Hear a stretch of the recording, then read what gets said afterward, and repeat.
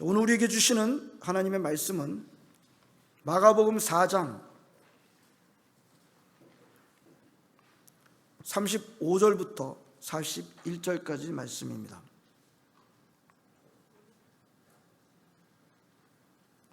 마가복음 4장 35절부터 41절까지 말씀입니다. 그날 저물 때에 제자들에게 이르시되 우리가 저편으로 건너가자 하시니 그들이 무리를 떠나 예수를 배에 계신 그대로 모시고 가매 다른 배들도 함께 하더니 큰 광풍이 일어나며 물결이 배에 부딪혀 들어와 배에 가득하게 되었더라. 예수께서는 고물에서 베개를 메고 주무시더니 제자들이 깨우며 이르되 선생님이여 우리가 죽게 된 것을 돌보지 아니하시나이까 하니 예수께서 깨어 바람을 꾸짖으시며 바다더러 이르시되 잠잠하라 고요하라 하시니 바람이 그치고 아주 잔잔해지더라. 이에 제자들에게 이르시되 어찌하여 이렇게 무서워하느냐 너희가 어찌 믿음이 없느냐 하시니 그들이 심히 두려워하여 서로 말하되 그가 누구이기에 바람과 바다도 순종하는가 하였더라. 아멘. 저와 여러분이 살고 있는 지금 이 시대의 최고의 화제거리는 아마도 극심한 날씨일 것입니다. 저는 그 분기점이 작년이 아니었나 2019년이라고 보고 싶습니다. 2019년에 시작된 호주의 부시파이어는 아직도 타고 있습니다. 자, 며칠 이제 좀 시드니 날씨가 좀 맑았는데요. 어제 기온이 올라가고 난 다음에 오늘 아침에 또 연기 냄새가 크게 나고 있는 것을 직접 맡고 있습니다. 지금은 캔버라, ACT 쪽이 아주 큰 위기에 처해 있는 것을 우리가 소식을 듣습니다. 제가 그래도 20년 넘게 살았는데요. 40도가 넘는 거는 1년에 한두 번. 요즘은 걸핏하면 40도가 넘어가요. 걸핏하면 40도가 넘어갔는데 뭐 40도, 41도가 아니라 어떻게 해요? 46도. 어제도 46도. 제가 밤에 12시쯤에 온도를 재봤어요. 요즘은 이제 우리가 갖고 다니는 전화기가 다 나오지 않습니까? 밤 12시인데 32도예요. 잠들 잘 주무셨어요? 쉽지 않았죠? 자, 그렇습니다. 좀 우한 폐렴이라고 하는 또 신종 코로나 바이러스의 공격도 커다란 도전이 되고 있습니다. 하나님께서 자비를 베풀어 달라고 우리가 기도하고 있는데 여러분도 기도하고 계시는 줄로 믿습니다. 하나님께서 자비를 베풀어 주시기를 함께 기도하십시다. 인간이 그렇게 기술이 발달되었는데 이런 자연재해 앞에서 무능력하기 짝이 없는 우리를 보고 있습니다. 하지만 이런 사건들을 순전한 자연재해라고만 보고 있지는 않죠. 인재다 라고 상당히 보고 있습니다. 하나님께서 우리 사람들을 지으시고 모든 피조물들을 지으시고 사람들한테는 특별하게 무슨 사명을 주셨는가 하면 다른 피조물들을 정복하고 다스리라.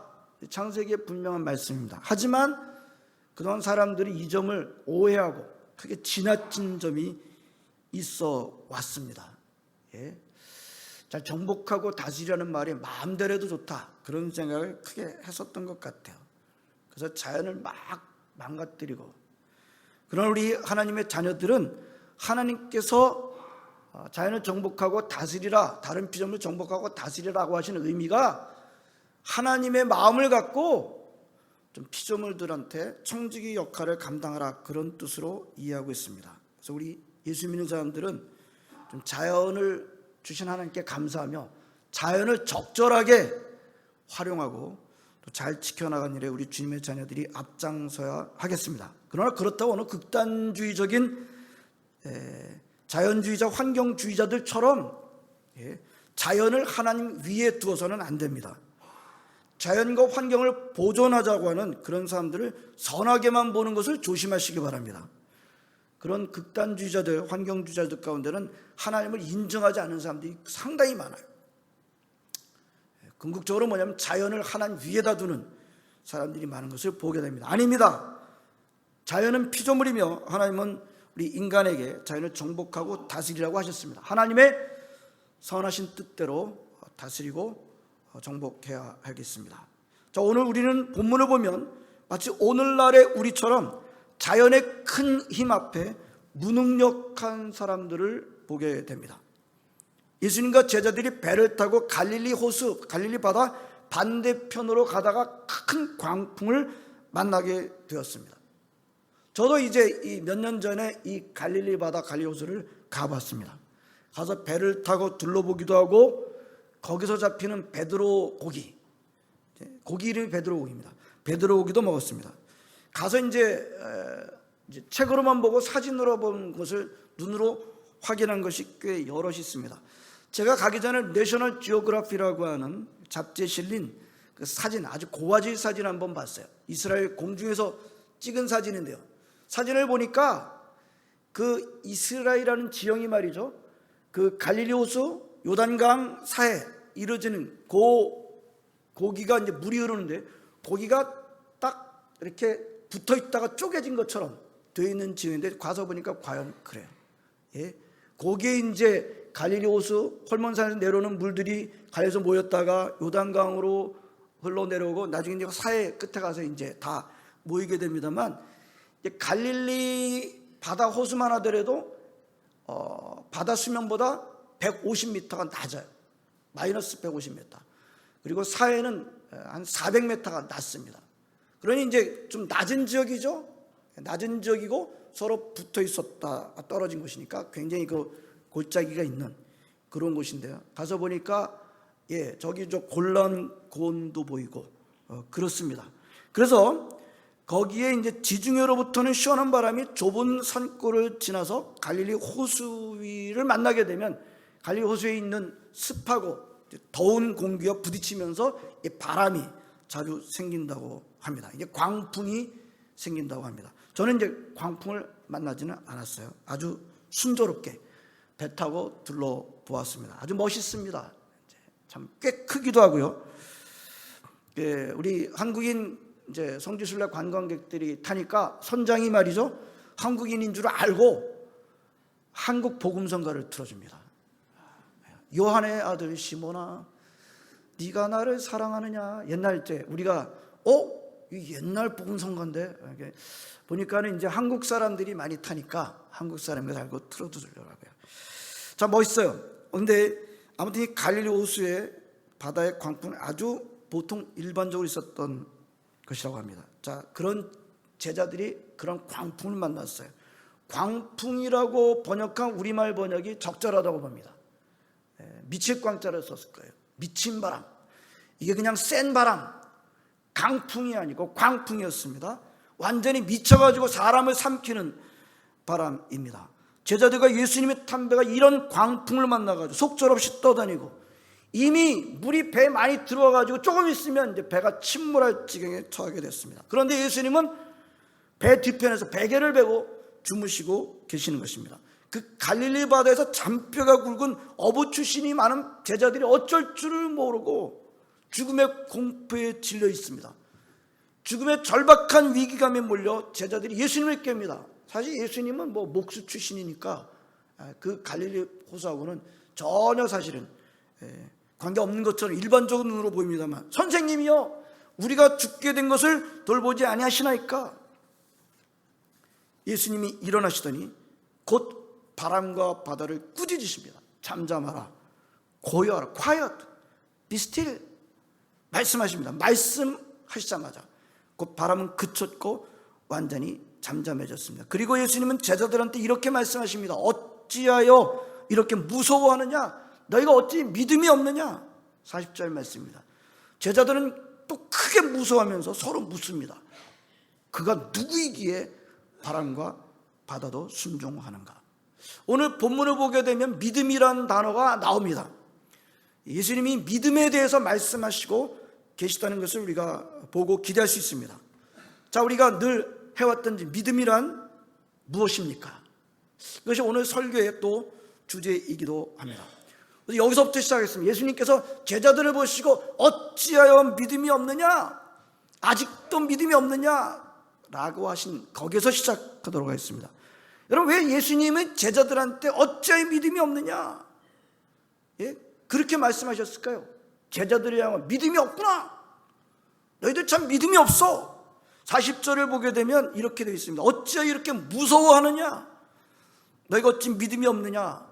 라고 말씀하신 것을 보면 예수님이 그들은 믿음이 없다라고 하셨을 때 그 제자들이 무서워하는 것 때문인 것처럼 우리는 보입니다. 너희들 너무 무서워하는데 너희 믿음이 없는 거야. 믿음이 없다고 하신 것이 너무 무서워하기 때문이다 라는 것처럼 보입니다. 여기서 우리는 질문이 생겨요. 그러면 그런 광풍이 일어나 그 광풍에 삼켜져서 죽게 됐을 때 그걸 무서워하는 것은 믿음이 없는 건가요? 그렇게 본다면요, 넓게 본다면 자연재해뿐 아니라 불가항력적인 무슨 어려운 일들을 만나가지고 죽음을 눈앞에 두고 있다, 그래서 무서워한다, 그것 자체가 믿음이 없는 건가요? 여러분, 죽음 앞에서 무서워하지 않을 사람이 어디 있습니까? 영화는 안 그래요. 영화 보게 되면 이 주인공들은 말이야 죽음을 무서워하지 않습니다. 어제 새벽기도 끝나고 난 다음에 교회 나무를 자르지 않았어요? 그 나무, 여기 서 있는 나무가 말이죠, 보기는 좀 그렇고 좀 쭉쭉 위로 좀 뻗어 있어가지고 뭐 굉장히 쉬운 나무라고 생각을 했는데 아니에요. 우리 집사님들이 자르다 보니까 이게 보통 나무가 아니에요. 쇳덩어리처럼 단단합니다. 그래서 뭐 톱으로 자르는데 한참 힘들었어요. 잘라놓은 나무를 또 옮기는 것도, 나무가 왜 이렇게 무거워요? 제가 힘이 없는 것도 있겠습니다만 나무가 너무 무거워요. 사람들이 마저 두세 사람이 붙들어가지고 나무를 잘라놓지 않으면 끌고 가기도 어려울 정도로 무겁습니다. 영화는 안 그렇잖아요. 근데 영화 속에서 보기에는 그런 나무에 주인공이 떨어져도, 하늘에서 날다가 떨어져도 그런 나무에 부딪혀도 주인공은 멀쩡합니다. 그리고 그런 나무로 뭐 사정없이 맞아도 주인공은 멀쩡합니다. 저 같으면 그런 나무로 슬쩍 빗게만 맞아도 정신을 잃고 죽을 것 같아요. 근데 영화 속에 주인공은 아무리 맞아도 안 죽습니다. 그리고 죽음을 두려워하지 않습니다. 옆에 계신 장로님이 그래요. 이거 영화 같지 않네. 그랬더니 장로님이 뭐라는지 아세요? 에이, 목사님, 영화다 뻥이에요. 전문 용어로 구라입니다. 실제로 죽음에 직면하면 무서워 떨지 않을 사람이 어디 있습니까? 근데 그렇게 죽음 앞에서 무서워하는 것 자체가 믿음이 없는 걸까요? 그러나 본문을 잘 보면요, 예수님께서 제자들이 광풍과 죽음 앞에서 떠는 것만 보시고 믿음이 없다라고 하신 것은 아닌 것임을 보게 됩니다. 방금 묵상했습니다. 광풍과 죽음 앞에서 두려워하고 떤다는 것은 자연스럽고 당연한 겁니다.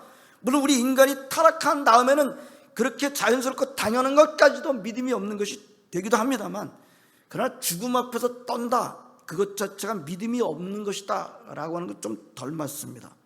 예수님이 믿음이 없다고 하신 그 이유가 뭘까요? 일반적인 사람의 정서를 가지고 그렇게 말씀하신 것이 아니라 진짜로 문제 삼으신 것은 무엇이었는가 하면, 그럼 광풍의 죽음 앞이지만 제자들이 그 배에 예수님이 함께 계시다는 것을 잘 모르고 떨고만 있다, 이 점을 예수님이 중요하게 여기는 거예요. 아니, 그 배에 예수님이 타고 계셨다는 것도 알고는 있죠. 예수님 모시고 같이 탔을 거 아닙니까? 자기네들이 예수님을 모시고 태우고 그랬을 것 아니겠습니까? 뭘 모르고 있는 겁니까? 예수님이 그렇게 자기네들과 함께 계시다는 것이 무엇을 의미하는지 제자들이 아직도 모르겠다는 것입니다.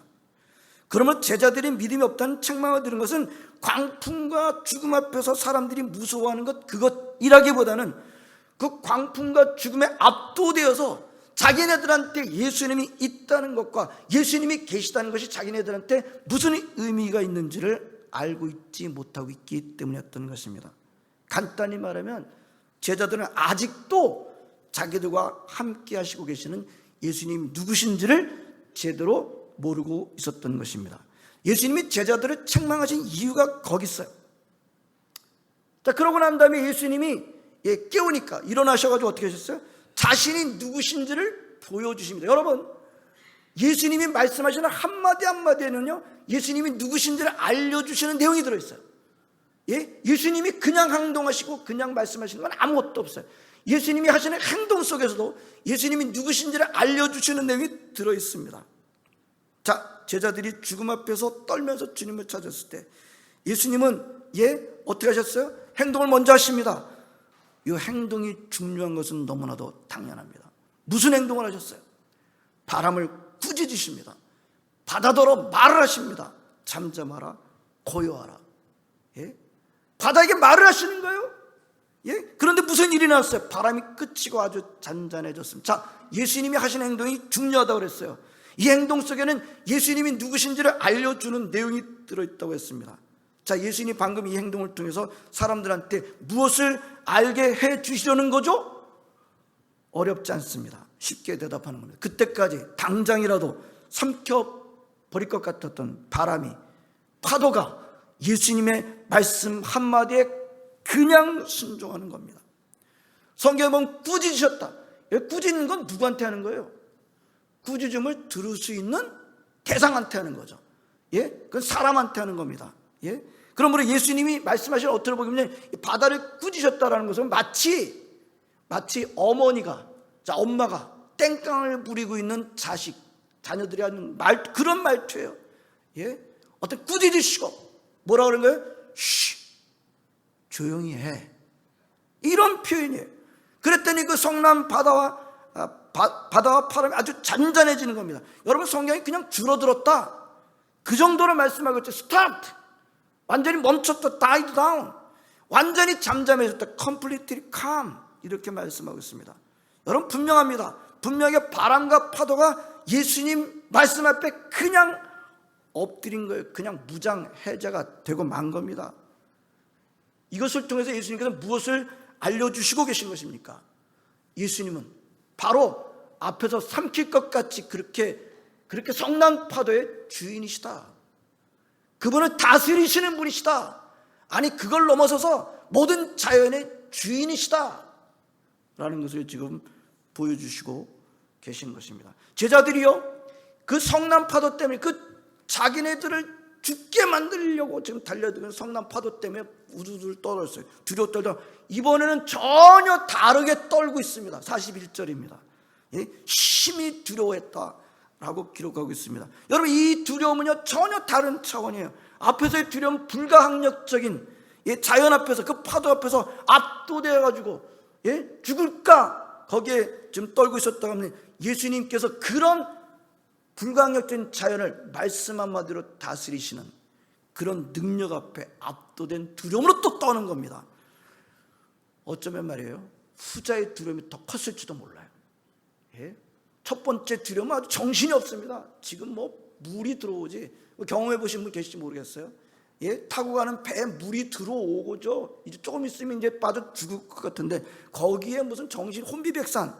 그런데요, 예수님 말 한마디에 그 물이 잔잔해지고 말이죠, 바람이 그냥 스탑해버리고 어떻게 됐을까요? 머리가 서늘해지고요, 등골이 오싹해졌을지도 모릅니다. 그런 두려움이 뭘로 나타나고 있어요? 이분이 누구이기에, 그가 누구이기에 바람과 바다도 순종하는가. 조금 더 들어갈까요? 오늘 예수님이 보여주신 것은 저 옛날 창세기 1장을 기억하게 하지 않습니까? 옛날 하나님이 뭐로 천지를 창조하셨어요? 말씀으로 천지를 창조하셨어요. 빛이 있으라. 그냥 빛이 있는 겁니다. 근데 오늘 보십시오. 예수님이 어떻게 하셨어요? 그 피조물한테 뭐라고 그러셨어요? 쉬, 조용히 해. 그러니까 그 바다가 그냥 멈추고 조용해지는 겁니다. 뭘 할 수가 있어요? 예수님은 천지를 창조하신 하나님과 같은 능력의 소유자시요 피조물들의 주인이시라는 것을 보여주시고 계신 것입니다. 제자들이 뭘 모르고 있어요? 자기네들과 함께 타고 있던, 배에 타고 있던 그분이 그런 분인 줄을 모르고 있는 거예요. 그가 누구이기에 바다와 파도도 순종하는가. 자, 우리 처음에 했던 질문, 우리 이 질문을 계속해서 드려요. 중요하니까. 믿음이란 무엇입니까? 하나님이 누구신지를 아는 것입니다. 오늘 말씀에 의하면 믿음이란 무엇입니까? 예수님이 누구신지를 아는 거예요. 왜 예수님이 제자들한테 믿음이 없다고 하셨는지 이해가 되시죠? 죽음 앞에 두려워 떨고 있기 때문이 아니라 예수 앞에 있다는 것을 모르고 있었기 때문이었습니다. 예수님이 누구신지를 알고 있었다고 한다면 제자들이 말이죠, 그리고 예수님이 보여주신 대로 그 예수님이 모든 만물의 주인이시라는 것을 분명히 알고 있었다고 한다면 그렇게 떨고만 있지는 않죠. 그렇게 떨고만 있을 수는 없었을 것입니다. 그들이 광풍 앞에 섰다는 것은 광풍을 보아서가 아니라 예수님을 못 보아서였던 것입니다. 물론 육신의 눈으로는 보았죠. 자기네들이 태우기도 했고 그랬어요. 그러나 영적으로는 못 본 겁니다. 여러분, 이거 육신의 눈으로는 봤어요. 그러나 영적으로는 못 봐요. 그분이 누군지를 못 본 거예요. 예수님이 누구신지 충분히 못 보고 있었던 것입니다. 성도 여러분, 혹시 저와 여러분도 본문의 제자들처럼 그러고 있지 않은가요? 광풍을 만나게 되면 우리의 눈은 우리가 함께 하시고 계시다는, 함께 하시겠다고 약속하신 그분은 안 보이고 왜 광풍만 보이고 그것 때문에 부들부들 떨고 있지는 않은가요? 여러분, 예수님을 믿으면 광풍이 없어진다라고 성경이 말씀하셨습니까? 예수님을 믿으면 광풍은 없어집니다. 예수님을 믿으면 나는 절대로 광풍을 안 만나게 됩니다. 예수님을 믿으면 만사 형통이라고 하십니다. 물론 그 시편 1편 보게 되면 그가 하는 모든 일이 다 형통하리로다 라는 말씀이 있습니다만, 그런 문장이라도 그 의미는 그렇지 않다는 것을 우리가 잘 알고 있습니다. 예수님을 믿으면 광풍 프리, 광풍이 없는 인생을 산다고 하시지 않았어요. 세상에는 광풍이 있습니다. 예수 잘 믿다가도 사고 만날 수 있어요. 우리 여러 가지 도전 앞에, 산불과 무한폐렴 앞에 예수 믿는 사람 비껴갑니까? 그걸 위해서 기도하긴 합니다만, 인생에는 광풍이 있습니다. 그게 세상이에요. 그게 창세기 3장 이후의 세상이에요. 광풍이 없기를 기대하지 마시기 바랍니다. 광풍을 안 만나는 인생은 없습니다. 여러분, 다른 사람들 보면은 저 사람은 광풍이 없는 것 같아. 저 사람의 인생에는 순풍만 있는 것 같아. 어떻게 순풍에 돛단 듯이 하면서 저렇게 살지? 아니에요. 몰라서 그렇지. 다 광풍이 있어요. 목사인 제가 좀 더 알잖아요. 어떤 분은 정말 순풍에 돛단 듯이 하는 것처럼 사실 때가 있어요. 그러나 그게 그렇게 계속되거나 그러진 않아요. 인생 전체를 보면요, 인생은 누구나 할 것 없이 다 광풍을 만나게 됩니다. 전혀 남에게 말해주기 어려운 광풍이 있어요. 그게 인생이에요. 그게 세상이에요. 오늘 우리 광풍을 만나는 세상이 바로 저와 여러분들이 살고 있는 바로 지금의 세상입니다. 광풍을 보면 어떻게 돼요? 우리는 두려움에 빠집니다. 광풍을 보고 두려움에 빠지지 않을 사람이 없습니다. 그러나 광풍이 부는 그 자리에 예수님이 계시다면, 그 예수님이 그리고 누구신지를 분명히 알고 있다고 한다면, 우리는 광풍이 주는 두려움에서 삼켜지지 않을 수 있어요. 광풍을 없앨 수는 없어요. 그건 하나님께서 하시는 부분이에요. 그러나 할 수 있는 건 뭐예요? 광풍이 주는 두려움에서 삼켜지지 않을 수는 있습니다. 오늘 예수님이 제자들에게 어찌하여 믿음이 없느냐라고 하십니다. 왜 그런 말 하셨다고요? 광풍을 보고 떨기 때문이 아니라 같이 타고 계시는 예수님을 못 보고 있었기 때문입니다. 예수님을 모르는 게 믿음이 없는 겁니다. 믿음이란 무엇입니까? 여러분들이 다 대답을 해보세요. 예수님을 아는 것입니다. 근데 우리 기도하실 때도 하셨으면 머리로 하는 거예요? 교회 좀 다니다 보면 지식이 좀 늘어요? 교회 생활에 대한 몇 가지가 좀 늘어요? 오늘 우리 재직 세미나 할 때도 또 그런 얘기를 할지도 몰라요. 그럼 몇 가지 지식이 진리입니까? 제가 여러 번 강조했습니다. 기독교가 말하는 진리는 지식이 아니에요. 그럼 개념이 아니에요. 기독교가 말하는 진리는요, 인격입니다. 한 인격, 퍼슨이에요. 한 분, 그분을 만나는 것이, 우리가 예수님을 안다고 하는 것은 내가 예수님에 관해서, 교회에 관해서, 하나님에 관해서 몇 가지 지식을 아는 것을 말하는 게 아니에요. 그분을 인격적으로 만남으로 아는 것을 의미하는 것입니다. 믿음이란 예수님을 아는 것입니다. 감사한 것은 우리 예수님은 어떻다고 그랬어요? 그분의 자녀는 우리가 그분을 내쫓지 않으면, 우리 주님의 자녀들은 이미 예수님이 계셔요. 그분을 내쫓지 않으면 어떻게 하신다고요? 우리가 항상 함께 하시겠다고 약속해 주셨습니다. 내가 너희와 항상 함께 있으리라. 아멘. 문을 열면 어떻게 하신다고요? 우리가 문을 열면 어떻게 하시겠다고요? 들어오시겠다고 하셨습니다. 아멘.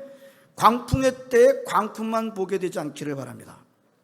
광풍의 때에 나와 함께 하시는 예수님이 보이시기를 바랍니다. 그분이 다스릴 때 제대로 돼요. 예? 그분이 광풍을 다스리십니다. 그분이 주인이세요. 광풍의 주인이세요. 바다와 바다의 모든 만물의 주인이십니다. 그분한테 부탁하세요. 그분에게 나아가십시오. 그분이 할 때 일이 제대로 돼요. 제가 여러 번 강조했으면 내가 하면 일이 되긴 돼요. 내가 해도 일이 되긴 된다니까요. 무슨 일이요? 내 사이즈. 내 사이즈. 내 사이즈 그 정도는 돼요. 그런 내 사이즈가 꼭 광풍을 이길 수는 없어요. 우리가 지금 만나는 모든 광풍들은 내 사이즈라고 이겨낼 수 있는 광풍들이 아니잖아요.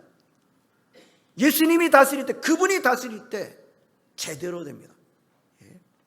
오늘 따라서 하겠습니다. 이 믿음은 예수님이 누구신지 아는 것이다. 아멘.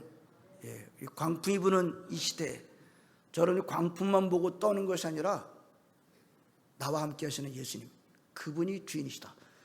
그분이 다스릴 때 모든 것들이 제대로 된다. 예수님 누구신지를 더 깊이 알아가시는 저 여러분들 되시기를 진심으로 바랍니다. 기도하시겠습니다. 하나님 감사드립니다. 오늘도 주의 전에 나와서 함께 예배드리게 하심을 감사드립니다. 하나님 아버지, 광풍이 부는 이 갈릴리 바다 같은 인생들, 하나님 광풍이 없기를 기대합니다만 우리 인생 가운데 광풍이 있다는 것을 우리가 부정할 수 없습니다. 하나님 광풍 앞에 하나님 아버지 두려 떨고 있기만 하지 않도록 인도해 주시기 원합니다. 우리와 함께 예수님이 만물의 주인이신 모든 것들을 다스리시는 예수님이 함께 계시다는 것을 반드시 보게 해 주시기 원하고, 그 예수님이 다스릴 때 모든 것들이 평안해지게 된다는 것을 놓치지 않게 하여 주시옵소서. 예수님의 이름으로 기도합나이다. 아멘.